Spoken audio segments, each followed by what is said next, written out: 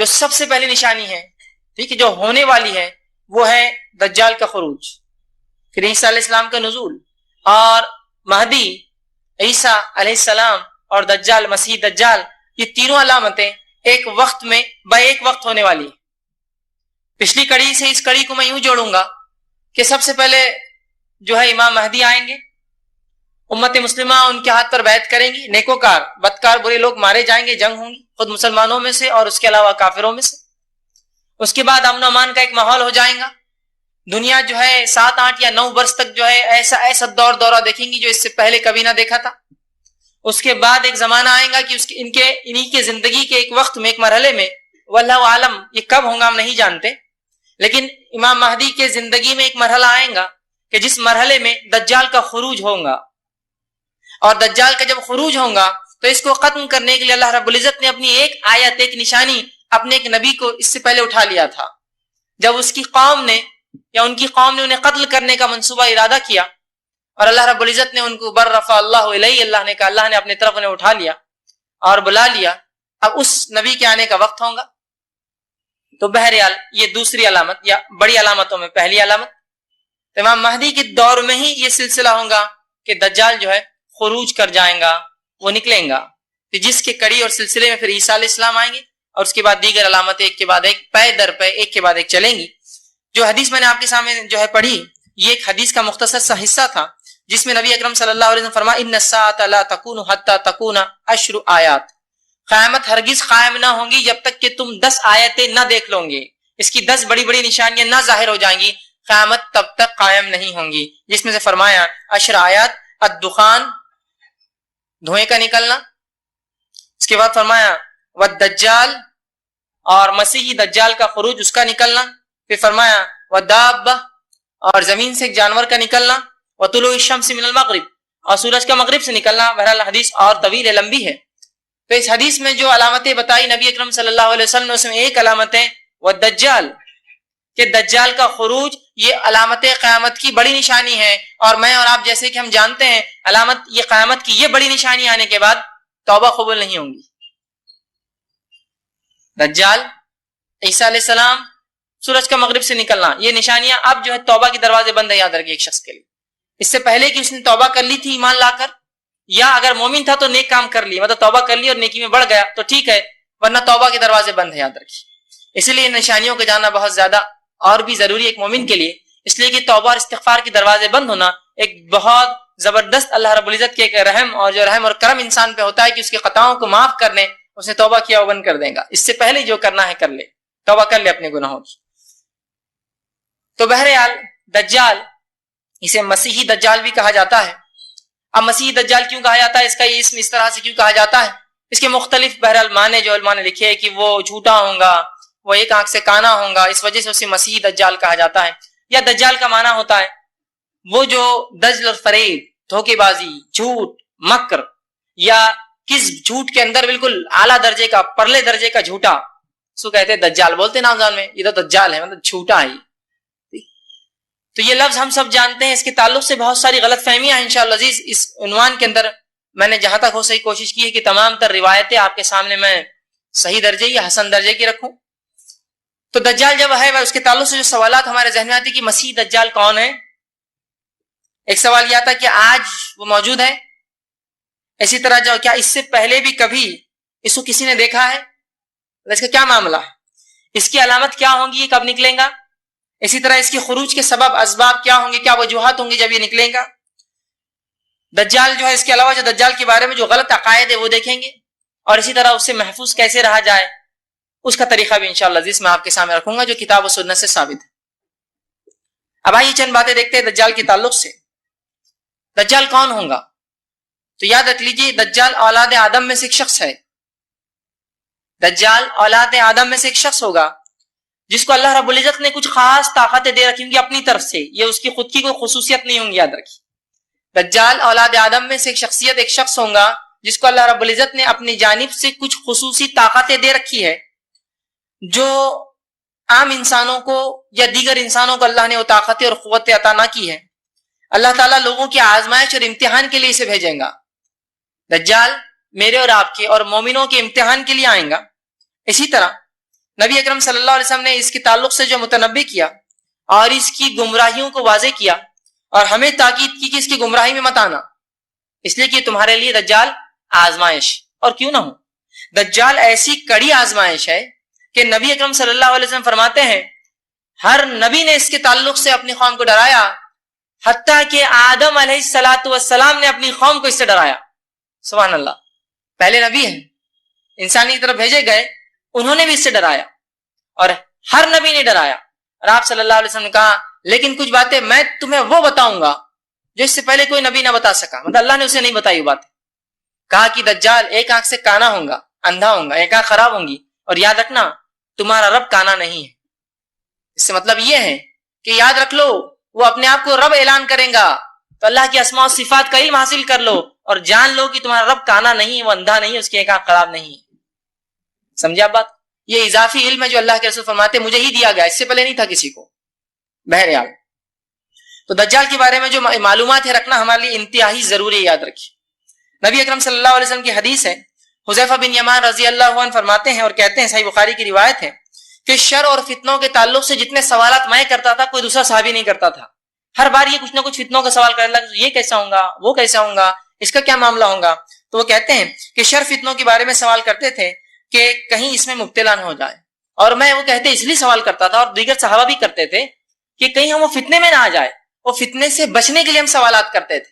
تو صحابہ کا فتنے سے بچنے، نبی اکرم صلی اللہ علیہ وسلم سوال کرنا، یہ اس کی دلیل ہے کہ آپ کو اور مجھے شریعت کا علم حاصل کرنا پڑے گا اور جاننا پڑیں گے یہ تمام چیزیں کیا ہے۔ جیسے صحابہ جاننے کی کوشش کرتے تھے اور نبی اکرم صلی اللہ علیہ وسلم سے ہر ممکن ہر وقت پوچھتے تھے یہ کیسا، یہ کیا، یہ علامت کیسی، وہ نشانی کیسی، یہ کب ہوگا، فلاں کب ہوگا، تاکہ اپنی نفسوں کو، اپنی آل اولاد کو اور اس قوم اور اس ملت کو اس فتنے سے، اس برائی سے بچا سکے۔ ٹھیک ہے، اسی طرح ہمارے لیے بھی جاننا بہت زیادہ ضروری ہے، اس لیے کہ دجال یہ دنیا میں جو فتنے جتنے بھیجے گئے ان فتنوں میں سب سے بڑا فتنہ ہے، سب سے بڑا۔ جتنے فتنے اللہ رب العزت نے دنیا میں بھیجے، جیسا مال ایک فتنہ، آپ صلی اللہ علیہ وسلم بنی اسرائیل جو ہے جس فتنے میں پھنسی وہ عورتوں سے تھا کہ شر اور جو ہے زنا اور اس کام میں وہ پھنس گئے۔ اس امت کے تعلق سے آپ نے فرمایا میری امت کا فتنہ مال ہے۔ تو ہر امت کا فتنہ ہوتا ہے، فتنوں کے ایک درجے ہوتے ہیں، لیکن سب سے اونچا، سب سے بڑا، سب سے خطرناک فتنہ جو ہے وہ کیا ہے؟ دجال ہے، یاد رکھیے۔ تو کیا یہ بات جاننا ضروری نہیں ہمارے اور آپ کے لیے کہ وہ سب سے بڑے فتنے کو ہم جانیں وہ کیا ہے، اس کی حقیقت کو سمجھے، اس سے اپنے آپ کو بچانے کی کوشش کریں؟ لیکن ان تمام علامتوں سے پہلے یہ بات بھی اپنے ذہن میں رکھے کہ آپ ہر چیز کو پھر دجال سے جوڑنا نہ شروع کر دیں اور ہر کسی شخص میں دجال کو کھوجنا نہ شروع کر دیں۔ یہ ہوتا ہے جب بھی علامت قیامت کی بات ہوتی ہے، بس اس کے بعد سے آدمی کو ہر جگہ خوف ہوتا ہے۔ دیکھیے، خوف ہونا، فتنوں سے ڈرنا فطری بات ہے، ایک مومن فتنوں سے ڈرتا ہے، اس لیے کہ اس کے ایمان جانے کا مسئلہ ہوتا ہے۔ نبی اکرم صلی اللہ علیہ وسلم نے ایک مرتبہ صحابہ کو دجال کے بارے میں بتایا، نصیحتیں کی۔ حدیث میں روایت میں آتا ہے کہ اذان ہوئی فجر کی، نبی اکرم صلی اللہ علیہ وسلم فجر کے لیے آئے، فجر کے بعد آپ منبر پہ چڑھے اور اعلان کیا اور علامت قیامتیں بتائی، دجال کی فتنوں کے بارے میں بتایا، حتیٰ کہ ظہر ہو گئی، ظہر کی نماز پڑھی، نماز کے بعد پھر آپ کھڑے ہوئے، ظہر سے پھر ہمیں تاکیدیں کی، حتیٰ کہ عصر کر دی، عصر کے بعد پھر آپ کھڑے ہوئے، پھر ہمیں علامت قیامت اور نصیحتیں بتائی، حتیٰ کہ مغرب کر دی۔ جب رات ہونے لگی اور نبی اکرم صلی اللہ علیہ وسلم ہمیں بتاتے گئے تو صحابہ آپ نے دیکھا صحابہ ڈر رہے ہیں اور گھبرا رہے ہیں، جب کھجوروں کے درخت پیچھے ہلنے لگے اندھیرے کے اندر، تو اللہ کے رسول صلی اللہ علیہ وسلم فرمایا کہ گھبراؤ مت، اگر دجال میرے رہتے ہوئے آ گیا تو میں اس کو کافی ہو جاؤں گا، اور میرے بعد آیا تو اللہ ان مومنوں کی مدد کریں گا اور وہ اس کے لیے کافی آ جائیں گے۔ تو گویا صحابہ اس وقت ڈر رہے تھے، اس لیے کہ ہر شخص اپنے ایمان کے لیے ڈرتا ہی ہے، ہر شخص ڈرتا ہے، اس کو ڈر ہے اس کا ایمان نہ چلے جائے۔ تو صحابہ کا ڈر پتہ چلا یہ فطری ہے، تو ان علامتوں کو جاننا ضروری ہے۔ فتنوں کے ڈر سے ڈرنا ایک الگ چیز ہے، لیکن ہر چیز میں آپ دجال، اس کی چال بازیاں نہ سمجھیں، ورنہ ہوتا ہی ہے کہ جو کام بھی دنیا میں ہوتا ہے آپ کہتے ہیں ہاں یہ دجال، دجال کے ساتھی، دجال کے مکر و فریب میں پھنسے ہوئے لوگ، دجال کی قوم، دجال کی فوج، دجال کا فلاں، دجال کا یہ، ہر چیز کو جو ہے دجال سے جوڑ دیتے ہیں۔ ان باتوں کو جاننا اتنا بہت زیادہ ضروری بھی ہے۔ ایک مرتبہ یہ ہوا کہ ایک شخص مجھے ملے، کافی عمر رسیدہ تھے، مجھ سے بات کی، کہا آپ نوجوان ہیں، اللہ نے آپ کو صحت و طاقت دی ہے، کیا آپ اللہ کی راہ میں جہاد نہ کرنا چاہیں گے؟ میں نے کہا کیوں، موقع ملا تو ضرور۔ کہا بہت اچھی بات آپ نے کہی۔ کہا پھر میں آپ کو ایک پتے کی بات بتاتا ہوں۔ میں نے کہا کیا؟ تو کہا دجال آ چکا ہے۔ میں نے کہا سبحان اللہ، ابھی تک پتہ کیوں نہیں چلا، اور کافی قریب ہے وہ۔ میں نے کہا کتنا قریب ہے؟ تو کہا ناندیڑ کے اطراف۔ میں نے کہا اچھا اتنے قریب آ چکا؟ ہاں، اور وہ بہت سنجیدہ تھے اس مسئلے میں۔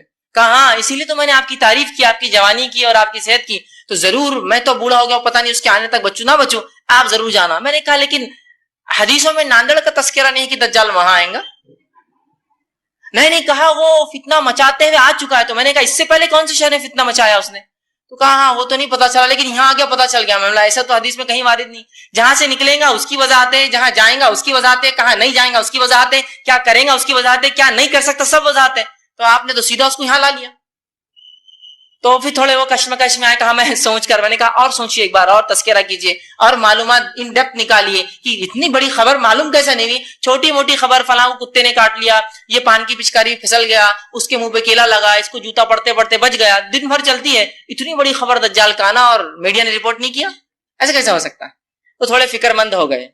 ٹھیک، اتنا بھی کوئی ایسا معاملہ نہیں ہے کہ ہر جگہ دجال، ہر کسی اندھیرے کے پیچھے آپ دجال کو تصور کرے، ہر شخص میں دجال کی چال بازیاں تصور کرے، ہر انسان جو مسلمان کے خلاف کچھ کرے ہاں دجال کی فوج کا آدمی دکھتا ہے، یہ اس طرح سے بھی نہیں۔ اسی لیے ضروری ہے اس عنوان کو سمجھنا اور جاننا۔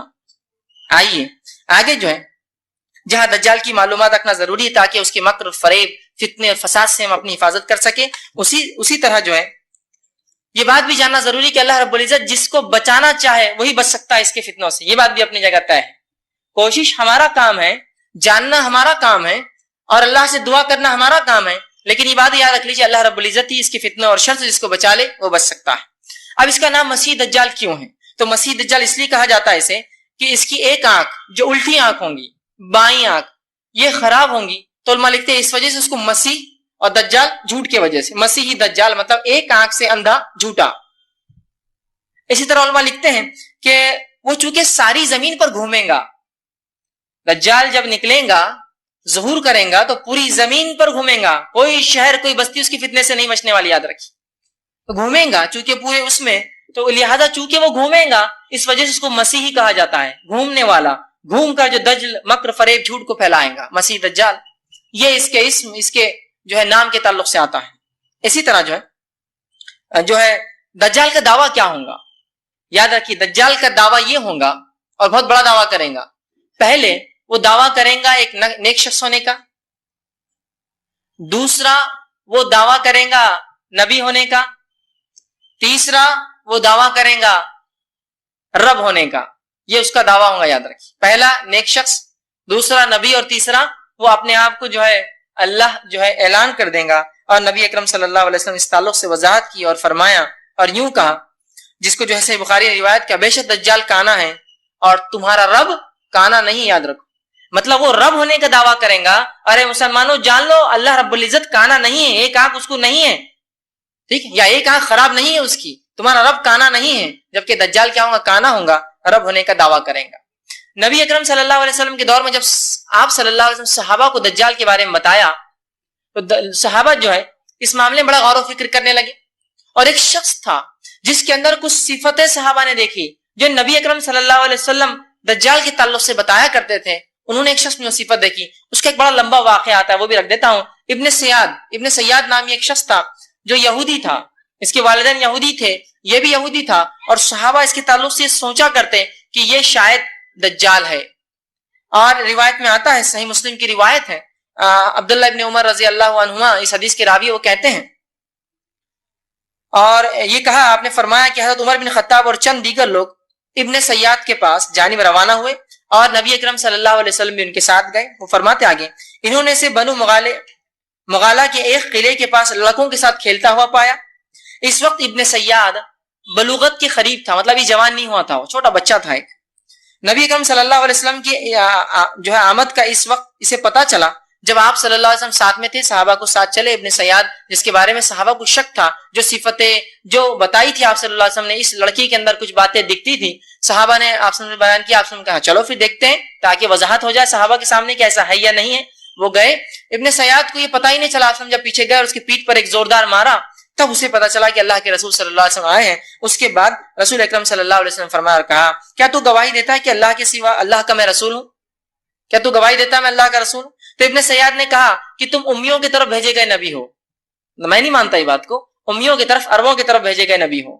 اس کے بعد آپ صلی اللہ علیہ وسلم پھر ابن سیاد سے فرمایا اور کہا، اس سے کہا، اللہ کے رسول نے پوچھا، کیا تو گواہی دیتا ہے کہ میں اللہ کا رسول ہوں؟ تو اس نے کہا, پھر ابن سیاد نے آپ سے کہا کیا تم گواہی دیتے ہو کہ میں اللہ کا رسول ہوں؟ تو آپ صلی اللہ علیہ وسلم نے کہا میں گواہی دیتا ہوں کہ تو اللہ کا رسول نہیں ہے, اور میں اللہ کا رسول ہوں, اور میں تمام انبیاء پر ایمان لاتا ہوں جو پچھلے گزرے ہیں. اس کے بعد رسول اکرم صلی اللہ علیہ وسلم کہ اس نے رسالت کا انکار کیا, اور آپ صلی اللہ علیہ وسلم نے اس کی رسالت کا انکار کیا. اور اس کے بعد آپ نے پوچھا تجھے کیا نظر آتا ہے؟ تو اس نے کہا, ابن سیاد نے, میرے پاس سچا اور جھوٹا آتا ہے. اس سے مراد اس کے پاس شیاطین آتے تھے جو اس کو سچ اور جھوٹ بولتے تھے. کہا میرے پاس سچا اور جھوٹا آتا ہے. کہا اچھا.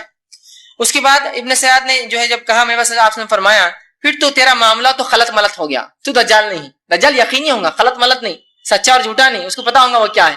تو کہا پھر تو تیرا معاملہ خلط ملط ہو گیا. پھر آپ صلی اللہ علیہ وسلم نے فرمایا میں نے تجھ سے پوچھنے کے لیے دل میں ایک بات چھپا رکھی ہے, ایک چیز چھپا رکھی ہے, کیا تو بتا سکتا ہے وہ چیز کیا ہے؟ اور آپ صلی اللہ علیہ وسلم جب نکلے تھے گھر سے تو آپ پر ایک نئی سورت کی کچھ آیتیں نازل ہوئی تھی, جس سورت کی ان آیتوں کے تعلق سے سورت کا نام آپ نے اپنے دل میں رکھا تھا, ابھی صحابہ کو بھی نہیں کہا تھا. تو فرمایا کیا تو جانتا ہے میرے دل میں کیا جو میں نے تجھ سے چھپا رکھا ہے؟ تو ابن سیاد نے جب یہ سنا تو کہا, اور پہلی دیر تو خاموش رہا. اس کے بعد اللہ نے اسے توفیق نہ دی, بولنے کی کوشش کرنا چاہ رہا تھا, وہ کوشش کیا, بول نہ سکا. آپ صلی اللہ علیہ وسلم نے اپنے دل میں دخان لفظ, سورہ دخان نازل ہوئی تھی, وہ لفظ چھپا رکھا تھا. اس نے کوشش کی ان شیاطین کے ذریعے معلوم کرنے کی, نہ کر سکا, لیکن اتنا ضرور معلوم کر سکا اور کہا دکھ دکھ, تیرے دل میں دھواں دھواں ہے. آپ صلی اللہ علیہ وسلم نے جب اس نے یہ جواب دیا, آپ کے دل میں ایک لفظ چھپا تھا, کوشش کی, کچھ حد تک پہنچ گیا, یقین تو اسے دخان لفظ نہیں بول سکا, گھبرا گیا, پریشان رہ چکے. جب شیاطین کسی کو بات پہنچاتے ہیں نا, وہ مکمل نہیں پہنچا سکتے ہیں, جھوٹ موٹ ملا کر کرتے ہیں. تو کچھ حد تک بہرحال اس نے اس بات کو کہہ دیا اور دکھ کہا, اور اس کو اس کی توفیق نصیب نہیں. پھر آپ صلی اللہ علیہ وسلم نے فرمایا پھٹکار ہے تجھ پر, تو اپنی حیثیت سے آگے نہیں بڑھ سکیں گا, مطلب تو ایک کاہن ہے اور اس کہانت سے آگے نہیں بڑھ سکتا. صحابہ کو وضاحت کر دی دجال نہیں, وہ کاہن ہے صرف ایک. تو آپ کو پتا چلا کاہن جو کہانت کرتے ہیں وہ آپ کی دل کی بات بھی بتا سکتے ہیں کبھی کبھار, اس لیے کہ وہ شیاطین کے ذریعے, جو آپ نے فرمایا شیطان انسانی رگوں میں کس طرح دوڑتا ہے, خون کی طرح دوڑتا ہے, تو وہ شیاطین جو پرلے درجے کے شعبدے باز ہوتے ہیں, ان شیاطین کے ذریعے آپ کے دل کی بات بھی پتا کر سکتے. اس لیے آپ بہت سارے واقعات سنتے ہیں نا, بہت بڑے فلاں تھے, ان کے پاس کوئی شخص گیا, دل میں برا سوچتا تھا, انہوں نے اس کے گال پہ تھپتا, کہا بیٹا بڑوں کے بارے میں برا نہیں سوچتے. آپ بولتے ہیں اس کو کیسے پتا چلا میں برا سوچ رہا تھا؟ سمجھ گئے آپ کیسے پتا چلا؟ اسی طرح کی شیاطین ان کو خبریں دیتے ہیں اس میں دل میں کیا ہے, ٹھیک ہے, شعبدے بازیاں کراتے ہیں, اس طرح کی باتیں. تو آپ صلی اللہ علیہ وسلم کے دل میں دکھ تھا, چھپا کے لیے دخان تھا. بہرحال کچھ حد تک مکمل تو نہ بول پا, لیکن ضرور دکھ کے الفاظ کا ہے. اللہ نے اس کو مکمل بولنے کی توفیق نہ دی, لیکن صحابہ کا جو ایک غلط فہمی تھی کہ ابن سیاد جو ہے یہ دجال ہے, وہ معاملہ وہ ہو گیا. اس کے بعد آگے کی روایت آتی, سالم بن عبداللہ بن عمر جو ہے فرماتے ہیں, کہتے ہیں کہ عمر بن عبداللہ نے, یہ والد نے ان سے فرمایا کہ آپ صلی اللہ علیہ وسلم اس کے بعد ابن سیاد جب گھر جا کے سو گیا, لیٹ گیا, کیونکہ صحابہ کو بھی تھوڑا شک تھا, آپ سمجھ چاہتے تھے کہ کنفرم ہو جائے, چھپتے چھپتے اس سے گھر کے پاس گئے اور مختلف اس کے کھیت میں پہنچے. وہ سو رہا تھا, اس کی ماں جو ہے کچھ کام کر رہی تھی, اور جھاڑوں کے پیچھے چھپتے ہوئے, حضرت عمر ان کے ساتھ تھے رضی اللہ عنہ, چھپتے ہوئے ابن سیاد تک پہنچنے لگے. اتنے میں اس کی ماں نے دیکھ لیا اور کہا ابن سیاد, جو اس کا نام صاف تھا, صاف جو ہے محمد جو ہے تمہیں جو ہے دیکھ رہے ہیں. تو اللہ کے رسول صلی اللہ علیہ وسلم نے فرمایا اگر اس کی ماں بیچ میں دخل نہ دیتی تو پھر تو معاملہ اس کا پورا آج کھل ہی جاتا کہ یہ کیا ہے, کیونکہ وہ کچھ نیند میں بڑبڑا رہا تھا, آپ وہ سننا چاہتے تھے کیا بڑبڑاتا ہے. بہرحال لیکن آپ صلی اللہ علیہ وسلم گئے, پھر اس سے وہی سوالات کی جو پہلے کیے تھے, کیا تو یہ اس چیز کا جو ہے گواہی دیتا ہے میں اللہ کا رسول ہوں؟ اس نے کہا کیا تم گواہی دیتے ہو کہ میں اللہ کا رسول ہوں؟ بہرحال پورا معاملہ آپ نے فرمایا کہ ایک شعبدے باز ہے, اس سے زیادہ بہرحال ابن سیاد اور کچھ نہیں تھا. اور قیامت تک چونکہ 30 دجال آئیں گے, 30, جس میں سے دجال اکبر وہ مسیحی دجال ہوگا جو قیامت سے پہلے آئیں گا, اور 29 چھوٹے چھوٹے ہوں گے, ٹھیک ہے. لیکن ابن سیاد بہرحال یا تو کچھ علماء کے نزدیک چھوٹا دجال تھا یا ایک شعبدے باز کائن تھا, لیکن 30 دجال, 30 جھوٹے, اور پورے 30 نبوت کا دعویٰ کریں گے, پورے 30. آپ صلی اللہ علیہ وسلم سے قیامت تک 30 دعوے دار ہوں گے, ٹھیک ہے. بہرحال اسی طرح ایک سوال ذہن میں آتا ہے, جب دجال اتنا خطرناک ہے کہ آدم علیہ السلام نے ڈرایا, دجال کے بارے میں رسول اللہ صلی اللہ علیہ وسلم نے اتنا بتایا, قرآن میں دجال کا تذکرہ کیوں نہیں؟ علامہ ابن کثیر رحمہ اللہ اس کے تعلق سے بڑی بہترین بات لکھتے اور کہتے ہیں دجال کے فتنے سے صرف وہی شخص بچ سکتا ہے, دجال کے فتنے سے صرف وہی شخص بچ سکتا ہے جو احادیث رسول کو ماننے والا ہو, ورنہ اتنے بڑے فتنے سے وہ نہیں بچ سکیں گے. یاد رکھیے, بہت سے لوگ ہوتے ہیں نا منکر حدیث ہوتے ہیں، وہ اپنے آپ کو بہرحال کہتے ہیں اہل قرآن نہیں ہوتے ہیں، منکر حدیث صحیح لفظ ہے ان کے لیے، حدیث کے انکار کرنے والے ہوتے ہیں، وہ کہتے ہیں قرآن ہمارے لیے کافی ہے۔ اب چونکہ قرآن میں تذکرہ نہیں ہے دجال کا، لہٰذا ہم نہیں مانیں گے، لہٰذا ہم نہیں مانتے اس کو۔ تو انداز لگا لیجیے، اللہ ابن کثیر نے بڑی پیاری بات کہی، چونکہ اللہ رب العزت کتاب کے ساتھ ساتھ نبی کی زندگی کو محفوظ کرتا ہے، تاکہ کتاب تو ایک گائیڈ بک ہوتی ہے، گائیڈ لائنز ہوتے ہیں، اس گائیڈ لائنز پر کیسا عمل کرے وہ نبی کی زندگی ہوتی ہے۔ تو اللہ کی کتاب یہ جو ہے اگر ایک تھیوری ہے تو نبی کی زندگی پریکٹیکل نمونہ ہوتی ہے کہ اس تھیوری پر کیسا عمل کیا جائے۔ سمجھ رہے ہیں بات کو؟ تو بہرحال جو نبی کی سنت پر عمل کریں گا، حدیث رسول کے ماننے والا ہوگا، وہی بچ سکیں گا، ورنہ باقی تو پھر ڈوب جائیں گے اسی چکر میں کہ قرآن میں نہیں ہے۔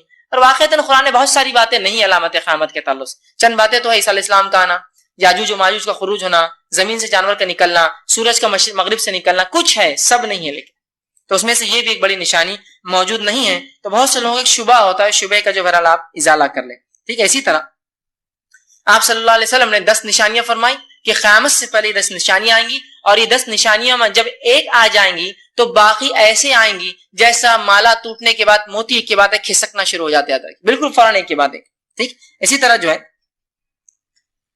اللہ کے رسول صلی اللہ علیہ وسلم فرماتے ہیں، حضرت ابو ہریرہ رضی اللہ عنہ حدیث کی راوی ہے، آپ نے فرمایا کہ صحیح مسلم کی روایت ہے، 3 چیزیں جب ظاہر ہو جائیں گی تو کسی شخص کا ایمان لانا اس کو فائدہ نہ دے گا، اس سے پہلے اگر ایمان نہ لا چکا ہو، سورج کا مغرب سے طلوع ہونا، دجال کا نکلنا، اور زمین سے بڑے جانور کا نکلنا، ان 3 چیزوں سے پہلے ایمان ضروری ہے، ورنہ ایمان کوئی فائدہ مند نہ ہوگا۔ اسی طرح ہم دیکھتے ہیں کہ عبداللہ ابن عمر رضی اللہ عنہ حدیث کے راوی آپ فرماتے ہیں اور کہتے ہیں، صحیح مسلم کی روایت ہے کہ ایک روز آپ صلی اللہ علیہ وسلم نے لوگوں سے خطاب کیا کھڑے ہوئے، اور آپ صلی اللہ علیہ وسلم نے جو ہے اللہ رب العزت کی حمد و ثنا کی اور فرمایا، میں تمہیں اس سے ڈرا رہا ہوں، اور ہر نبی نے اپنی قوم کو اس سے ڈرایا ہے، میں تمہیں دجال سے ڈراتا ہوں اور ہر نبی نے اپنی قوم کو ڈرایا ہے، لیکن میں ایک ایسی بات تمہیں بتاؤں گا جو اس سے پہلے انبیاء نے نہیں بتایا، اور کہا تو جو ہے دجال کا آنا ہے، اور یاد رکھو تمہارا رب کا آنا نہیں ہے، ٹھیک ہے۔ تو یہاں اللہ کے رسول سے وضاحت کی۔ اسی طرح خروج دجال کے نکلنے سے پہلے کیا معاملات ہوں گے، کیا واقعات ہوں گے، کیا حالات ہوں گے دنیا کی، ذرا وہ بھی دیکھ لیتے ہیں۔ تو خروج دجال سے پہلے نافع بن عتبہ بن ابی وقاص رضی اللہ عنہ یہ فرماتے ہیں اور کہتے ہیں، آپ صلی اللہ علیہ وسلم فرمایا اور کہا، تم جزیرے عرب میں جنگ کرو گے۔ ان حدیث کی وضاحت ویسے میں نے پہلے کی ہے، جو امام مہدی کے اس میں نہیں تھی، بہرحال پھر ایک خالی مختصر سا پھر بریفنگز دے رہا ہوں کہ آپ صلی اللہ علیہ وسلم، چونکہ بہت طویل واقعات ہیں جو گزر گئے ہیں، جو امام مہدی کے ہم نے پچھلے کڑی میں دیکھ لیے، اس کے اندر بہرحال مختصر دہراتا ہوں۔ تو تم عرب میں پر حملہ کرو گے، امام مہدی آئیں گے، تم ان کے ساتھ مل کر حملہ کرو گے اور فتح یابی حاصل ہوگی۔ پھر تم جو آپ سے فرماتے ہیں، تم ایران پر حملہ کرو گے، اللہ فتح دیں گا۔ پھر تم جو ہے اس کے بعد آپ فرماتے ہیں جو ہے تم جو ہے رومیوں پہ حملہ کرو گے، اللہ تعالیٰ تمہیں فتح عطا فرمائیں گا۔ پھر تم دجال سے جنگ کرو گے، اللہ تعالیٰ اس پر بھی تمہیں فتح عطا فرمائیں گا۔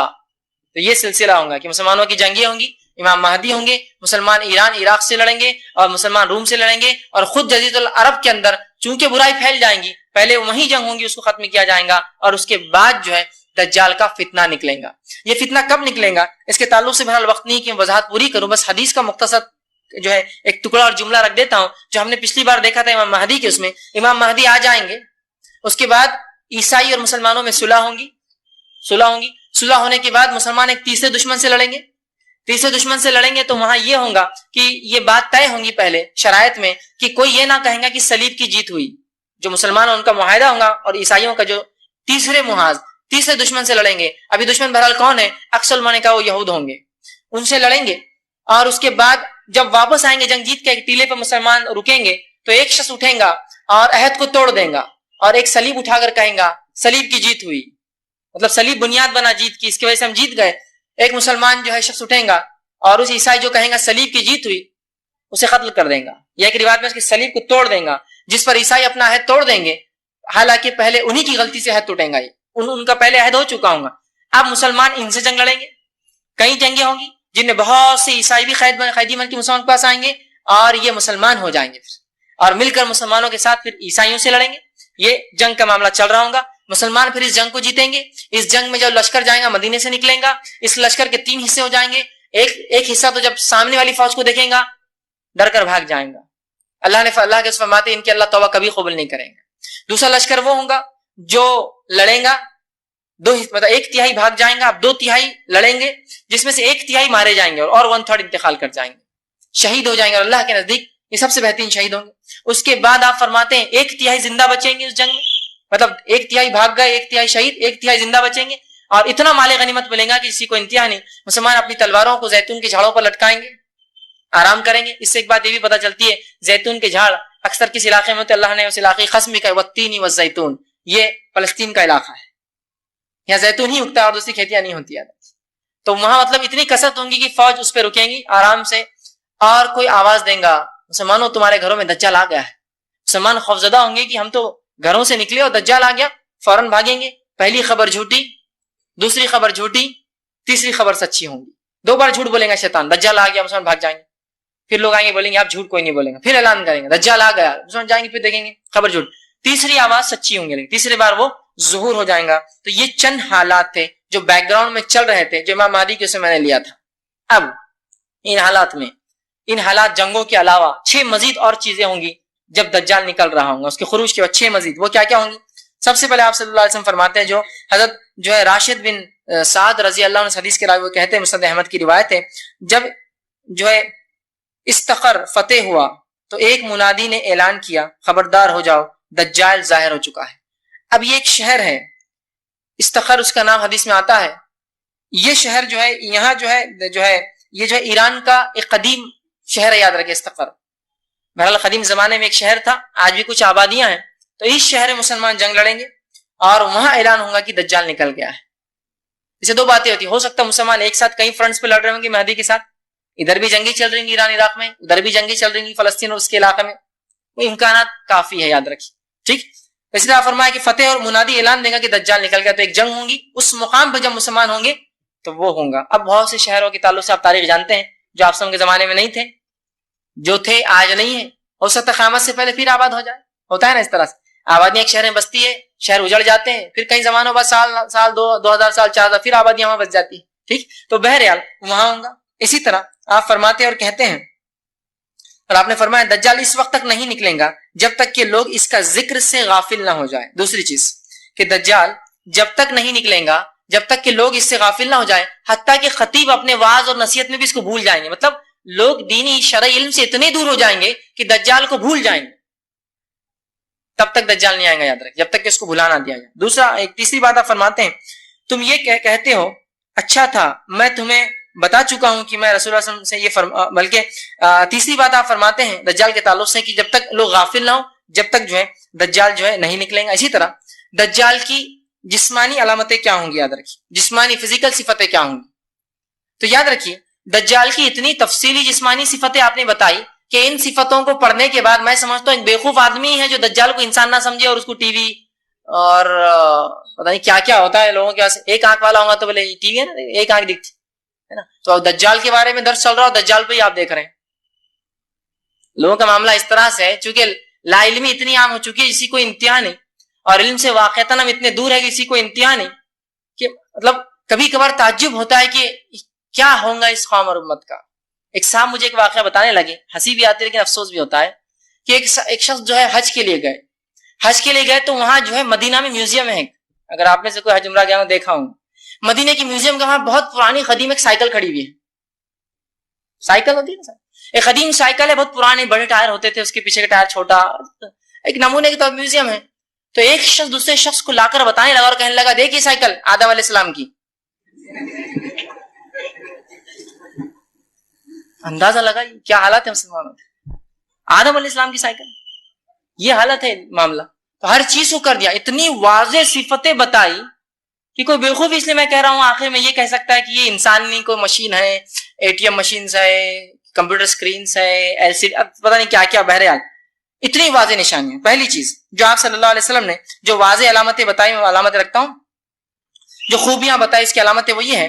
اس کا خلاصہ یہ ہے کہ ایک پست قد انسان ہوگا, پست قد سمجھے نا, گدھا قد انسان ہوگا, مضبوط جسم والا.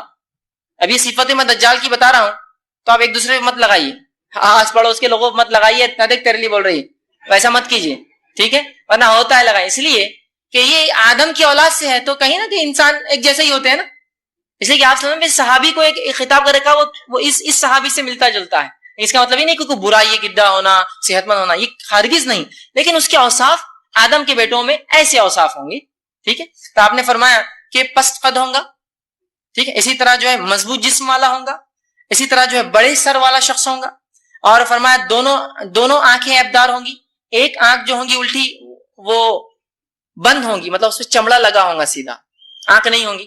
دوسری آنکھ جو ہوں گی جسے دیکھ پاتا ہوں گا وہ خراب ہوں گی, جیسے انگور ہوتا ہے نا, انگور کا دانا جس کا دیدہ خراب ہو جاتا ہے تو وہ اس کا رنگ بدل جاتا ہے, کالا نہیں ہوتا ہے, تو اس طرح سے اس کو نقص ہوگا اس کی دونوں آنکھوں میں. تو ایک خراب, اس پہ چمڑا لگا ہوا, اسی سے اس کو مسیح کہا جاتا ہے, دجال, کہ ایک آنکھ خراب جس کی ہے دجال, دوسری آنکھ اس کی ایک انگور کے دانے کے جس طرح اس طرح ہوں گی, آنکھیں عیبدار ہوں گی اس کی. اسی طرح دائیں آنکھ انگور کے دانے کی طرح جو ہوں گی, ٹھیک ہے. اسی طرح جو ایک روایت میں آتا ہے کہ آنکھ پہ چمڑا نہیں ہوگا بلکہ وہ آنکھ انگور کی جیسی ہوں گی, دوسری آنکھ سے دیکھ سکتا ہوں گا. ممکن ہے دونوں چیزیں کہ ہمیشہ بند رکھتا ہوں گا اور کبھی کھولتا ہوں گا, اس وجہ سے بند کی علامت میں یہ بتایا گیا, کھلا رکھتا ہوں گا تو اس طرح سے دیکھتی ہوں, بہرحال جو بھی ہے. اسی طرح آپ نے فرمایا آنکھ پر چمڑا آیا ہوا ہوگا, بال اس کے گھنے اور گھنگرالے ہوں گے, پیشانی اس کی بڑی ہوں گے, بہت گھنے بال اور گھنگرالے بال ہوں گے, پیشانی اس کی چوڑی ہوں گی, جلد کا رنگ سفید مطلب گورا انسان ہوگا, اور اس کی دونوں پنڈلیاں بے عیب ہوں گی, ذرا خوبصورت نہیں ہوں گی, آرچ شیپ, مطلب ہوتا ہے نا کچھ لوگوں کے پیر سے ٹیڑے ہوتے ہیں نیچے سے, اس طرح سے اس کی کھلے ہوئے پیر ہوں گے, مطلب سیدھے پیر ہوں گا, یا ایسے پیر جس کو دیکھ کر آدمی کو لگے نقص ہے اس کے اندر, تھوڑا لچک ہے, تھوڑی کمی ہے, تھوڑی خرابی ہے اس کے پیروں میں, تو اس قسم کے اس کے پیر ہوں گے, ٹھیک ہے. اور دونوں آنکھوں کے درمیان 3 حرف لکھے ہوں گے, کاف فے رے. ہر مومن جاہل ہو یا پڑھا لکھا ہو, اگر ایمان والا ہے تو پڑھ لیں گا کافر. کیا لکھا ہوا؟ 3 حرف, کاف فے رے. ہر مومن جس میں ذرہ بھی ایمان ہوگا, پڑھا لکھا ہو یا جاہل ہو, دیکھیں گا اور پڑھ لیں گا کافر. ٹھیک ٹھیک. ابھی کافر جو ہے اس کے سر پہ دونوں آنکھوں کے بیچ, مطلب دونوں آنکھوں کے بیچ کے پیشانی کے حصے پہ لکھا ہوگا, یہ واضح ہے, یہ شخصیت ہے.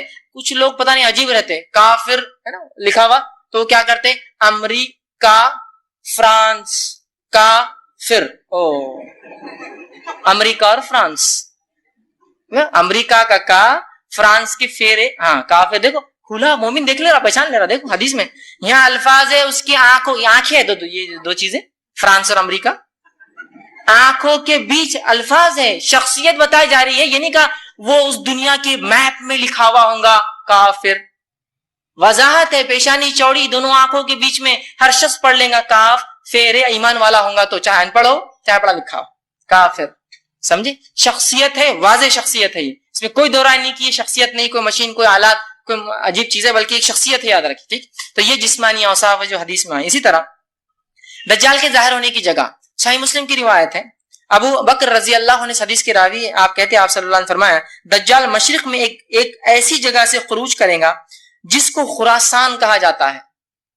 خراسان سمجھتے ہیں؟ خراسان یہ ایران کا ایک ضلع ہے, ابھی آج بھی بہرحال خراسان ایک ضلع ہے ایران کا, اس خراسان علاقے سے نکلیں گا. یہ رہتا الگ جگہ ہے, ظہور یہاں سے کریں گا ادھر, سمجھے. ظاہر جب ہوں گا پبلک میں, عوام میں عام ہوں گا تو خراسان سے ہوں گا, ناندیڑ سے نہیں. ٹھیک, دیکھیے الفاظ کے ساتھ ہے نا حدیث میں, آپ کوئی شک ہی نہیں رہا نا, کہ اندازہ تکا نہیں لگا سکتے نا, آپ کی مشرق بول تو کہیں تک بھی چلے جاؤ گھومتے ہیں. نہیں, الفاظ ہے, خراسان سے ظاہر ہوں گا, مطلب جب پہلی خبر لوگوں کو ملیں گی تو وہ خراسان میں ہوں گا, اور وہاں سے اپنا مشن وہ چالو کریں گا. رہتا کہیں اور ہے, ظاہر کہیں اور سے ہوں گا, اور پورے دنیا میں اس کے بعد وہ گھومیں گا. تو فرمایا جو ہے خروج اس کا خراسان سے, اس کا ایک شہر خراسان سے ہوگا, اور اس کی پیروی ایسے لوگ کریں گے جن کے چہرے منڈی ہوئی ڈھالوں کی طرح ہوں گے, مطلب چپٹے چہرے والے لوگ ہوں گے جو اس کی پیروی کریں گے اس زمانے میں. بہرحال کون ہوں گے واللہ عالم, لیکن ایک حدیث میں اس کی وضاحت اور بھی آتی ہے. بہرحال تو آپ نے فرمایا خراسان سے نکلیں گے ظاہر جب ہوں گے. اسی طرح دجال ابتدائی ظہور اور شہرت شام اور عراق کے درمیان ہوں گے. ایک روایت نے فرمایا نکلیں گا خراسان سے, لیکن جو شہرت اس کو ملیں گی, پبلسٹی ملیں گی, وہ عراق اور شام کے بیچ میں کسی بستی میں ملیں گے. اس کو رہتا کہیں اور ہے, ظاہر خراسان سے ہوں گا, لیکن پبلکلی اناؤنسمنٹ اور جو اس کے نقصانات ہیں وہ پتہ چلیں گے جب وہ عراق اور شام کے بیچ میں کسی شہر میں, چونکہ وہ سفر کریں گا, شہر شہر بستی بستی گھر گھر جائیں گا, تو وہاں جو ہے ظاہر ہوں گا, اور وہاں سے اس کو پاپولیرٹی ملیں گی, وہاں سے جو ہے وہ مشہور اور شہرت پالیں گا ان 2 علاقوں کے بیچ میں. اسی طرح جو ہے نواز بن سمعان رضی اللہ عنہ فرماتے ہیں اور کہتے ہیں وہ شام اور عراق کے درمیان ایک مقام سے ظاہر ہوں گا. خراسان سے نکلیں گا, کچھ لوگ وہاں تیاری کریں گے, وہ مشہور اور جو ہے شہرت پائیں گا عراق اور شام کے بیچ کے بہرحال ایک علاقے میں. اسی طرح دجال کیا وہ کوئی شخص ہے, کیا آج وہ ہے؟ آئیے اس کا جواب ہم دیکھتے ہیں. اب اس کا جواب آ رہا ہے. ایک پورا طویل واقعہ ہے جو صحیح مسلم کی روایت ہے. حدیث میں عامر بن شرجل اشجعی انہوں نے ایک بار جو ہے فاطمہ بنت قیس رضی اللہ عنہا سے کہا مجھے کوئی ایسی حدیث سنائیے جو آپ صلی اللہ علیہ وسلم سے آپ نے راست سنی تھی اور اب تک کس کو نہیں بتائی, اور مجھے بتائیے آپ وہ حدیث. اچھا تم ایسی حدیث مجھ سے سننا چاہتے ہو جو آپ صلی اللہ علیہ وسلم نے راست سنی, مطلب کسی اور کی طرح نہیں, میں خود تھی, تو سنو پھر. انہوں نے فرمایا اور کہا ایک روز رسول اللہ صلی اللہ علیہ وسلم کی منادی نے آواز دی, اعلان کیا کہ نماز کو آؤ. اذان کے علاوہ اعلان ہوا کہ نماز پڑھو اور آؤ وہاں خاص طور سے. ٹھیک, چونکہ اس کے بعد جب منادی دی اور آواز سنی, وہ اعلان کر رہا تھا لوگوں نماز کھڑی ہونے والی ہے. مطلب اذان تو ہو گئی تھی لیکن کچھ نہ کچھ اسپیشل پروگرام ہے, اس لیے وہ کہہ رہا تھا نماز کھڑی ہو رہی, چلو مطلب اس کے بعد بیٹھنا ہے, تمہیں کو سننا ہے.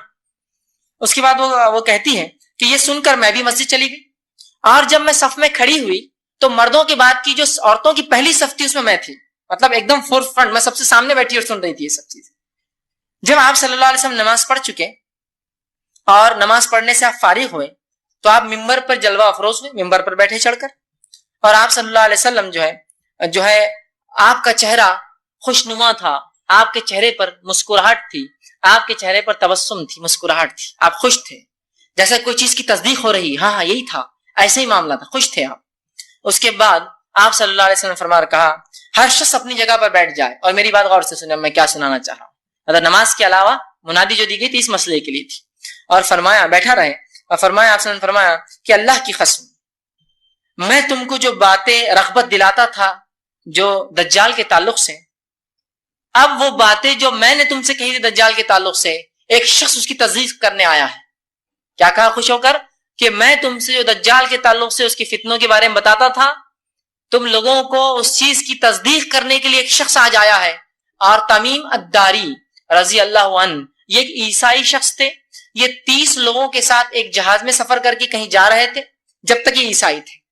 تو آپ سے فرماتے ہیں کہ تمیم الداری جو آپ کے بازو ہی بیٹھے تھے, ممبر کے بازو تھے, وہ ایمان لا چکے تھے لیکن پہلے عیسائی تھے, وہ یہاں آئے اسلام قبول کیا اور واقعہ سنایا, جس واقعے کو رسول اللہ ممبر سے سنا رہے ہیں. واقعہ کیا سنیے. تو آپ نے فرمایا کہ کیا میں تمہیں دجال سے رغبت نہ دلاتا تھا. اب آؤ سنو, تمیم آئے ہیں میرے پاس, اور فرمایا وہ نصرانی تھے, میرے یہاں آئے, میرے ہاتھ پر بیعت کی, انہوں نے اسلام قبول کیا, انہوں نے مجھے ایک واقعہ سنایا جو میری ان احادیث کے موافق ہے جو میں تمہیں دجال کے بارے میں سناتا تھا. مطلب میری باتوں سے موافقت کر رہی, اور وہ واقعی وجہ بنا تھا تمیم کے ایمان لانے کا. یاد رکھیے کیا واقعہ ہے, وہ انہوں نے مجھے بیان کیا جو آپ سے بیان کر رہے ہیں. اور تمیم نصرانی تھے, ایمان قبول کیا, وہ ایک الگ مسئلہ, مہر نبوت لگ رہی ہے اس پہ, اب کوئی شک کی گنجائش نہیں. رسول اللہ اس کو دوہرا رسول اللہ. آپ نے فرمایا کہ تمیم نے مجھ سے فرمایا وہ 30 لوگوں کے ساتھ ایک سفر پہ تھے, راستے میں طوفان آیا, طوفان میں کشتی ادھر سے ادھر مشرق سے مغرب اچھال اچھال کے جو ہے پانی نے پھینکنا شروع کیا. 1 مہینے تک ہم طوفان میں پھنسے رہے. 1 مہینے میں طوفان میں پھنسنے کے بعد کشتی ایک ایسے مقام پہ رکی جہاں ایک چھوٹا جزیرہ نظر آ رہا تھا. اس جزیرے کے پاس ہم نے جہاز کو روکا. کچھ لوگوں نے چھوٹی کشتی ہوتی ہے نا, جہاز میں چھوٹی کشتی ہوتی ہے, بہت سی جگہ جزیرے جو ہوتے ہیں وہاں ساحل برابر نہیں ہوتا ہے, تو ہم نے کشتی نکالی. کشتی میں ہم لوگ سوار ہوئے, اس جزیرے کی طرف گئے. جب ہم جزیرے کی طرف گئے اور وہاں اترے تو ایک ایسی چیز اور ایسی شے ہمارے سامنے آئی, اور اس کے آنکھ پر اتنے بال تھے کہ اس کا اگلا اور پچھلا ہم کو سمجھ میں نہیں آتا تھا وہ کیا ہے. ہم نے کہا اے شخص تجھ پر لعنت ہو, کون ہے تو؟ تیرا نہ اگلا سمجھتا ہے نہ تیرا پچھلا سمجھتا ہے. مطلب اس کے جسم پر اتنے زیادہ بال تھے کہ تعجب اور حیرانی سے انہوں نے کہا کہ یہ لعنت ہے تجھ پر منوس, کیسا تو انسان ہے, تیرا اگلا پچھلا کو سمجھتا نہیں, تو ہے بھی کیا چیز. تو اس نے کہا میرا نام جساسا ہے. تو نے کہا جساسا, تو کہا میں کسی کا جاسوس ہوں, میں کسی کا جاسوس ہوں. اور کہا میرا آقا جو اس محل میں بند ہے تمہیں بلاتا ہے, ذرا چلے جاؤ. تمیم کہتے ہیں کہ ہم پہلے ہی سے گھبرا لیے تھے, جس کا نہ اگلا سمجھتا نہ پچھلا سمجھتا تھا کیا ہے, مطلب اتنے بال تھے, ہم ڈرے ہوئے تھے. ہم نے سوچا اب چلے جانا چاہیے اس کے مالک کے پاس, چونکہ اب ہم تابع ہو گئے تھے نا, اب جزیرے پہ اتر گئے, اب اتنی خطرناک شے ایک چیز سامنے آ گئی. ہم لوگ دوڑے اور وہاں گئے. جب اس محل میں گئے تو اس جساسا نے کہا, اس نے کہا تم لوگ اس شخص کے پاس جاؤ جو الگ تھلگ ایک دور جگہ میں رہتا ہے اور تمہارے بارے میں جاننے کا بڑا خواہش مند ہے. مطلب اس کو علم ہے کہ تم لوگ یہاں آئے ہوئے اس جزیرے کے اوپر.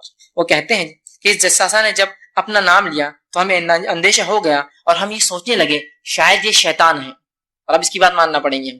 تو ہم سوچنے لگے چونکہ وہ عیسائی تھے ابھی مسلمان نہیں تھے شاید یہ شیطان ہے اور ہم جو ہے جلدی جلدی سے جو اس خانقاہ اس محل کی طرف بھاگنے لگے کہ کم از کم اس سے تو نجات ملیں گی شیطان سے اس کے آقا سے مل لیں گے اور بھاگنے لگے چل پڑے جب ہم اس میں داخل ہوئے تو ہم نے ایک عظیم الجشا ایک شخص دیکھا بہت ہیوی ہیکل اب آپ بولیں گے ایک طرف تو کچھ باتیں آ رہی ہے پستہ خط کی ایک طرف ہیوی ہیکل انشاءاللہ بعد میں اس کی وضاحت کروں گا میں ہیوی ہیکل بہت بڑا ایک شخص تھا جس کو جو ہے مضبوطی سے زنجیروں میں باندھا ہوا تھا اس کے دونوں ہاتھ اس کی گردن پہ باندھے ہوئے تھے ہوتا نا جو بہت خطرناک قیدی ہوتے ہیں ان کے ہاتھ باندھ دیتے ہیں اور اس کے دونوں پیر گھٹنے سے لے کر ٹخنوں تک باندھے ہوئے تھے زنجیروں میں اور زنجیریں جو ہے لگی ہوئی تھی کہ وہ ہلچل بھی نہیں کر سکتا تھا اور بھاگ بھی نہیں سکتا تھا ہاتھ بھی بندھے تھے پیر بھی بندھے تھے ہم اس شخص کے پاس گئے اور عظیم جیسا شخص تھا بہت مضبوطی سے باندھا تھا اس کے دونوں ہاتھ اسی گردن سے باندھے ہوئے تھے اور گھٹنے سے ٹخنوں تک لوہے کی زنجیروں میں جکڑا تھا ہم نے کہا تیرے لیے ہلاکت تو کون ہے اب وہ ایک شیطان دکھ رہا تھا اور ایک تم کون ہو اب تو شخص نے کہا اس نے کہا تم لوگ میرے بارے میں جاننے میں کامیاب ہو گئے پہلے تم مجھے کچھ بتاؤ میں پھر بعد میں اپنا تعارف دیتا ہوں میں کون ہوں تو کہا پوچھ پھر کیا پوچھنا ہے تو ہم نے کہا دوست نے کہا تم لوگ کون ہو پہلا سوال ہم نے کہا تمیم کہتے ہیں ہم نے کہا ہم عرب لوگ ہیں عرب سے آئے ہوئے ہیں ہم ایک بحری جہاز میں سفر کر رہے تھے سمندر میں طوفان آیا طوفان نے تھپڑے مارے 30 دن تک ہم پریشان رہے 30ویں دن طوفان تھما کشتی آ کے ساحل پہ رکی ہم چھوٹی کشتی میں سوار کے یہاں آئے وہ ایک شخص ملا جس کا نہ اگلا سمجھتا تھا نہ پچھلا سمجھتا تھا ہم نے اسے بددعا دی اس نے کہا تم بلا رہے ہو اور جب ہم نے یہ سنا تو ہم جو ہے تمہارے پاس آ گئے ملنے کے لیے کہا اچھا یہ معاملہ ہے پھر اس شخص نے کہا اور وہ کہتے ہیں اس نے کہا تم لوگ جو ہے تم کون ہو ہم نے کہا ہم عرب ہیں ایک بحری جہاز اور پورا واقعہ سنا ہے اور وہ جانور ہمیں جو یہاں لے آیا ہم نے اس سے پوچھا تیرے لیے تباہی اور بربادی ہو تو کون ہے اب بول اب ہم نے بتا دیا پورا ہمارا کیا ہے اب تو کون ہے بتا تو اس نے کہا جو ہے میں جیسا مطلب اس کا واقعہ اس کی بات جو ہے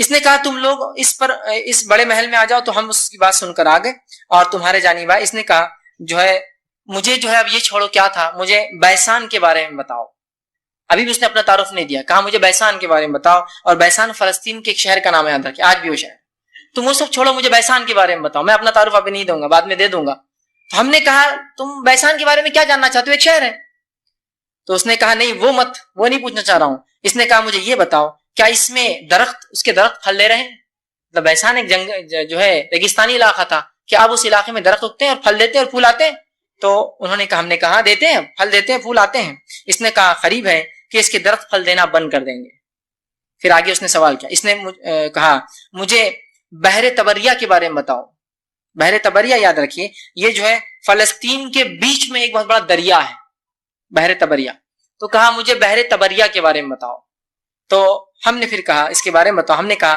تم اس چیز کے بارے میں کیا جاننا چاہتے ہو کیا بتائیں تو اس نے کہا کیا اس میں پانی موجود ہے کیا اس میں پانی ہے تو انہوں نے جواب دیا ہاں بہت پانی ہے لوگ کھیتی باڑی کرتے ہیں اس سے تو اس نے کہا قریب اس کا پانی ختم ہو جائے گا اس نے پھر آگے کہا اس نے کہا مجھے زغر کے چشمے کے بارے میں بتلاؤ ہم نے پوچھا کیا جاننا چاہتے ہو زغر کا چشمہ یہ جو ہے اردن جارڈن کے علاقے کے اندر جو فلسطین اور بحر میت ڈیڈ سی کا علاقہ ہے ڈیڈ سی سے ادھر فلسطین ہوتا ہے ادھر باؤنڈری کے ادھر جو ہے جارڈن ہوتا ہے تو کہا جو ہے مجھے اس کے بارے میں بتاؤ جو ہے کہ زغر کا چشمہ کیا کر رہا ہے تو کہا کیا جاننا چاہتے ہو کیا لوگ اس سے کاشتکاری کرتے ہیں کھیتی باڑی کرتے ہیں چشمے سے تو انہوں نے کہا ہاں اس چشمے سے لوگ کھیتی باڑی کرتے ہیں خوب پانی نکلتا ہے ہم نے کہا ہاں اس چشمے میں بہت پانی ہے اور اس کے باشندے کاشتکاری بھی کرتے ہیں اس نے کہا مجھے بتاؤ کہ ان ان پڑھ امیوں کے نبی کا کیا معاملہ ہے چوتھا سوال ان ان پڑھ مطلب عرب امی کہتے ہیں اپنے آپ کو ان امیوں کے نبی کا کیا معاملہ ہے تو ہم نے کہا تمیم داری نے کہا وہ مکہ سے ہجرت کر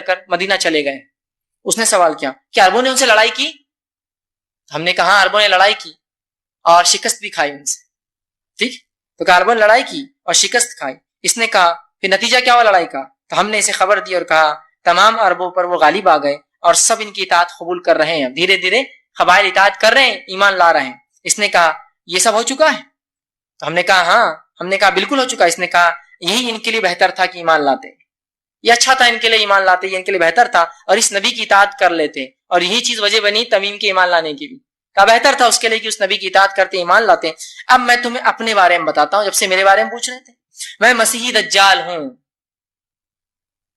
تو دجال حقیقت ہے اور نہ صرف حقیقت ہے اور رسول اللہ کے دور میں موجود بھی تھا اب وہ غائب کی خبروں سے یہ سب غائب کی بات ہے ہم نہیں جانتے اس کی عمر کتنی ہے اور کیا ہے کیونکہ اللہ کی ایک نشانی ہے اور غائب کی خبروں میں سے یہ چیز اس نے کہا مسیح دجال ہوں، ان قریب مجھے کسی وقت خروج کا اجازت ملنے والی ہے.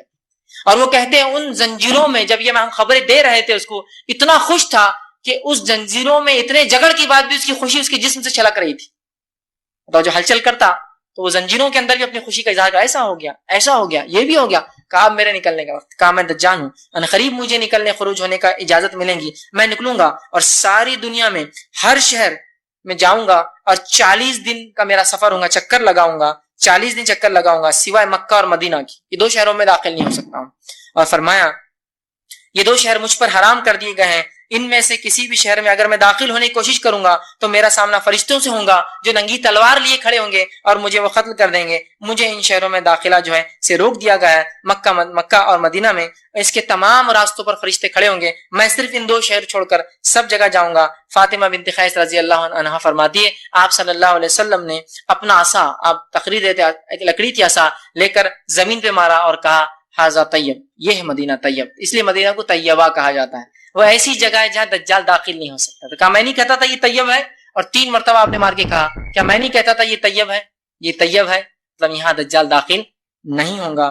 اور اس کے بعد جو فرماتی ہے آپ نے یہ کہا اور جو ہے فرمایا کیا یہ بات میں تم سے پہلے نہیں کہہ رہا تھا، جس کی تمیم بھی دیکھو آج تصدیق کر رہے ہیں، چاہ کے آئے انہوں نے دیکھ لیا اس چیز کو. اور لوگوں نے کہا جی ہاں، آپ صحابہ نے کہا آپ نے یہ بتایا تھا. آپ نے فرمایا مجھے تمیم داری کی بات اچھی لگی کیونکہ وہ میری اس بات کے مطابق تھی جو میں دجال کے بارے میں مکہ اور مدینہ کے متعلق تم سے بیان کرتا ہوں. خبردار ہو جاؤ، دجال شام اور یمن کے سمندر کے بیچ میں کہیں ہے. رہنے کی جگہ شام اور یمن کا سمندر. شام کا سمندر ریڈ سی ہوتا ہے جو کہ افریقہ کے اوپر جو یورپ سے جا کے ٹچ ہوتا ہے وہ ہوتا ہے، اور یمن کا سمندر وہ نچلا حصہ ہے جو عربین سی ہوتا ہے. یاد رکھیے وہ میڈیٹرین سی کہلاتا ہے یا ریڈ سی کہتے ہیں، اور یہ جو ہے بحر احمر، اور یہ جو ہے عربین سی. ان کے بیچ میں جو یمن اور شام کی کہیں بیچ میں جزیرے میں وہ ہے سمندر میں، بلکہ وہ مشرق کی جانب ہے، مطلب نکلیں گا تو مشرق کی جانب سے رہتا ہے. اس علاقے میں وہ مشرق کی جانب ہے. اور آپ صلی اللہ علیہ وسلم نے اپنے ہاتھ کو مشرق کی طرف اشارہ کیا، اور مدینہ سے مشرق کی طرف اشارہ وہ عراق کی طرف اشارہ ہوتا ہے، مطلب وہ خراسان والی روایت جو پہلے میں آپ سے بیان کر چکا ہوں. یاد رکھیے ٹھیک. اب ایک غلط فہمی ہوتی ہے، بہت سے لوگ یہ سمجھتے ہیں کہ دجال چونکہ چھپا ہے تو کہیں وہ برموڈا ٹرائنگل تو نہیں ہے وہاں چھپا ہوا ہے نا. وہ ایک علاقہ ہے جو امریکہ کا جو نچلا کیلیفورنیا کا ایک علاقہ جو جا کر میکسیکو سے ٹچ ہوتا ہے، وہ ایک علاقہ اس کو کہتے ہیں برموڈا ٹرائنگل. ایک علاقہ ہے جو 3 ٹرائنگل ہوتا ہے نا شکل کا اس طرح سے ہے جس میں جہاز جا کر گم ہو جاتے ہیں اور ہوائی جہاز گم ہو گئے. دیکھیے یہاں حدیث میں وضاحت ہے، یمن اور شام کے بیچ کے سمندر میں. برموڈا ٹرائنگل تو کیلیفورنیا بہت دور ہے، سمجھ رہے بات کو، تو وضاحت حدیث میں واضح یاد ہے کہ تو اس چکر میں مت جائیے کہ وہاں کیا ہوگا اور کیا نہیں. اور آج کل تو بہت سارے سائنسی انکشافات ہو چکے ہیں اور سائنٹیفک اسٹڈیز بتا رہی ہے کہ وہاں ایسا کچھ بھی نہیں سوائے اس کے کہ بہت زیادہ ہائی کرنٹس، مطلب بہت ہائی ٹائیڈز ہوتی ہے جس کی وجہ سے بہت سارے سمندر میں جہاز اور بہت ساری چیزیں، بلکہ میگنیٹک فیلڈ بھی کبھی کبھار ورکنگ بند کر دیتی چونکہ سمندری ہواؤں کے اور سمندر کے کرنٹس جو بولتے ہیں بہت زیادہ لاٹوں کے اٹھنے کی وجہ سے. بہرحال جو بھی ہوں، اب خروج دجال سے پہلے اور کیا کیا حالات ہوں گے. دجال زندہ ہے، موجود ہے، تمیم نے اس کو دیکھا اور 30 لوگ اس کے اور بھی گواہ ان کے علاوہ. نبی اکرم صلی اللہ علیہ وسلم کی مہر تصدیق کی مہر ہے کہ ہاں تمیم نے اسے دیکھا ہے. اب جب دجال نکلے گا تب اس وقت کیا حالت ہوں گی. صحیح مسلم کی روایت ہے، آپ صلی اللہ علیہ وسلم نے فرمایا کہ جب دجال نکلے گا عرب جو ہے بہت کم تعداد میں ہوں گے، بہت کم. اور حدیث یوں ہے لوگ دجال سے ڈر کر پہاڑوں کی طرف بھاگ جائیں گے. آپ نے فرمایا تو ام شریک رضی اللہ عنہا جو حدیث کے راوی وہ کہتی ہے کہ آپ صلی اللہ علیہ وسلم عرب کہاں ہوں گے؟ آپ کہہ رہے کہ لوگ دجال سے ڈر کے پہاڑوں پہ بھاگ جائیں گے تو عرب کہاں ہوں گے؟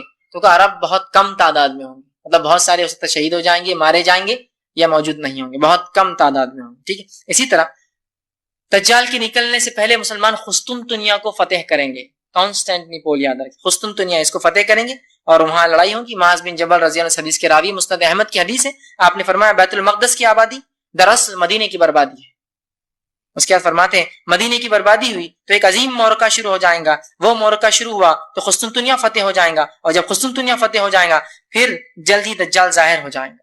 تو قسطنطنیہ کی فتح ہوں گی، عربوں کی تعداد کم ہوں گی دجال کے ظاہر ہونے سے پہلے. اسی طرح فتوحات ہوں گی، مسلمان بہت سی وکٹریز ان کو ملیں گی دجال کے نکلنے سے پہلے. صحیح مسلم کی روایت ہے، آپ صلی اللہ علیہ وسلم فرماتے ہیں، حضرت نافع بن عتبہ رضی اللہ عنہ حدیث کے راوی کہتے ہیں ہم لوگ ایک دفعہ رسول اللہ صلی اللہ علیہ وسلم کے ساتھ جہاد کے سفر میں نکلے. نبی کریم صلی اللہ علیہ وسلم کے پاس جو ہے مغرب کی جانب سے ایک قوم آئی اور ان کے بدن پر اونی کپڑے تھے. اونی کپڑے سمجھتے ہیں، مطلب ایسے کپڑے جو سردی سے بچنے کے لیے پہنتے ہیں. ان سے ملاقات اللہ کے رسول صلی اللہ علیہ وسلم نے ایک ٹیلے پر کی اور وہ کھڑے تھے اور اللہ کے رسول صلی اللہ علیہ وسلم بیٹھے تھے. وہ کھڑے رہ کر بات کر رہے تھے، آپ صلی اللہ علیہ وسلم تشریف فرما تھے. مجھے خیال آیا کہ میں جا کے اللہ کے رسول کے پاس کیوں نہ بیٹھوں، دشمن کے آدمی تو نہیں اور اللہ کے رسول قتل نہ کر دے، حملہ نہ کر دے. اس خیال سے میں گیا، لیکن ڈر بھی لگ رہا تھا کہ آپ سب ناراض نہ ہو جائے، کچھ سیکرٹ بات چل رہی ہوں گی، پرائیویٹ ٹاک ہوں گی. پھر بھی میں نے اللہ کے رسول کی جان کی سوچ کر جا کے دونوں کے بیچ میں بیٹھ گیا. اللہ کے رسول نیچے بیٹھے، وہ کھڑے تھے اور میں بیچ میں آ کے بیٹھ گیا تاکہ حفاظت کریں. اور اللہ کے رسول صلی اللہ علیہ وسلم کے درمیان کھڑے ہونا چاہیے.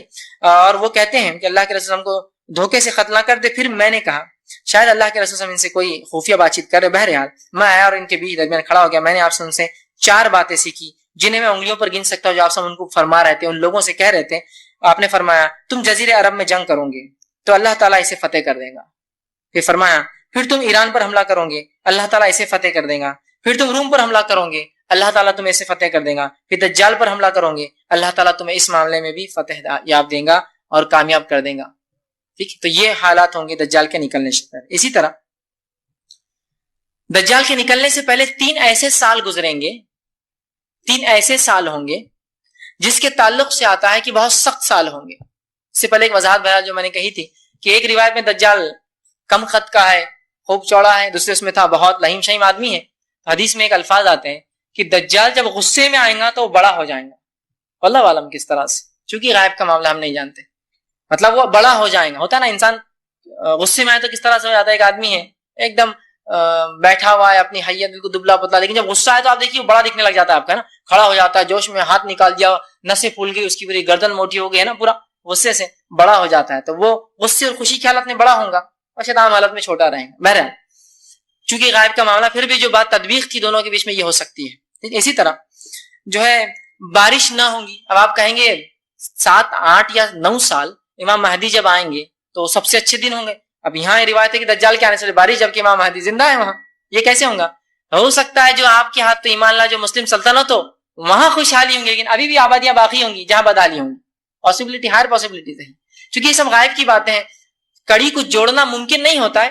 علماء کچھ تدبیق کرتے ہیں، ملانے کی کوشش کرتے ہیں، لیکن پھر آخر میں کہنا پڑتا ہے واللہ عالم بالصواب، اللہ ہی بہتر جانتا ہے کیا ایسا، لیکن ہوگا. تو آپ سے فرمایا، ابن ماجہ کی روایت ہے، ابو امامہ باہلی رضی اللہ عنہ حدیث کے راوی وہ کہتے ہیں آپ صلی اللہ علیہ وسلم فرمایا دجال کے آنے سے پہلے 3 سخت سال گزریں گے. پہلا سال، لوگ ان سالوں میں شدید بھوک اور پیاس میں رہیں گے، مبتلا ہوں گے. پہلے برس اللہ تعالیٰ آسمان کو حکم دیں گا کہ وہ اپنی 1/3 بارش روک دے، زمین کو حکم دیں گا 1/3 اناج روک دے. آسمان سے 1/3 بارش کم، زمین سے 1/3 پیداوار کم. دوسرے سال اللہ آسمان کو حکم دے گا 2/3 بارش روک لے، زمین کو حکم دے گا 2/3 پیداوار روک دے. سیکنڈ ایئر 2/3 آسمان سے بارش کم، 2/3 جو ہے زمین سے پیداوار کم. تیسرے سال اللہ حکم دے گا زمین سے آسمان کو کہ 1/3 بھی نہیں، کچھ بارش نہ برسائے، حتیٰ کہ آپ سے فرماتے ایک قطرہ بھی پانی نہیں کریں گا. اور اس کے بعد فرمایا زمین کو حکم دے گا کچھ نہ ہوگا، اور اس سال کچھ بھی نہ اگیں گا. آپ صلی اللہ علیہ وسلم فرماتے ہر شے مر جائیں گی، گائے بھینس بکریاں جانور سب مر جائیں گے سوائے اس کے جس کو اللہ زندہ رکھنا چاہے. بہت سخت 3 سال گزریں گے جب دجال آئیں گا. ٹھیک، اسی طرح دجال جب آئیں گا تو فتنوں کی کثرت ہوں گی، یاد رکھیے بہت فتنے ہوں گے دنیا کے، اتنے فتنے کہ جس کی کوئی انتہا نہیں. یاد رکھیے تو بہت باکثرت جو ہے فتنے ہوں گے، اور اس کے بعد جو ہے دجال اس وقت نکلیں گا. اب جو ہے دجال جو ہے کیسے ظاہر ہوں گا، کہاں ہوں گا دیکھ لیا ہم نے، اس سے پہلے کے حالات دیکھ لیا. اب کیسے ظاہر ہوں گا؟ تو تمیم داری نے جو دجال کے تعلق سے بتایا کہ دجال جب ظاہر ہوں گا تو وہ شدید غصے کے عالم میں جو ہے باہر نکلیں گے، شدید غصے کے عالم، اس کو بہت غصہ ہوگا، اور اس عالم میں جو ہے وہ اپنے قید سے باہر آئیں گا. اس کی روایت یہ ہے، اور ان قریب شدید غصے کے عالم میں اس کی زنجیریں ٹوٹ جائیں گی اور وہ اپنی قید سے باہر نکلیں گے. یاد رکھیے صحیح مسلم کی روایت، شدید غصے کی حالت میں ہوں گا